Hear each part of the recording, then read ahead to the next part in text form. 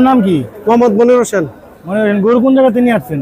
গরু ভাই কিনতে আসছি এখানে। ও, গরু কিনতে আসছেন কুমিল্লা তিতাস থেকে আসছি, তিতাস থানা থেকে। তিনটা কি চারটা কিনছেন? চারটা কিনছি। চারটা কিনছেন। এই কত করে কিনছেন? এটা মনে করেন 1,30,000 করে পড়ছে।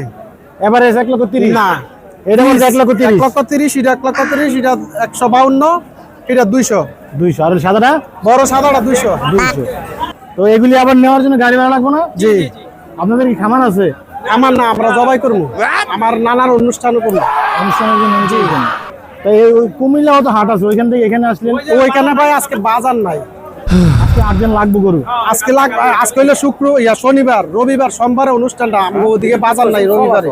তো গরু এখানে আসার পর কি এই হাটে কি গরুর দাম কম মনে হয়? মোটামুটি মোটামুটি চলে না? চলে। তাই সুন্দর করে আপনাদের অনুষ্ঠান হোক, দোয়া করি। দোয়া করবেন, আপনারা সবাই দোয়া করবেন।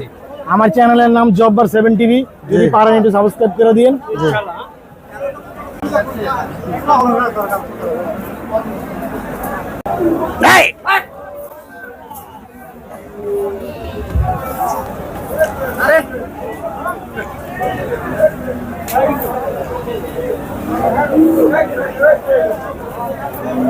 আপনার নাম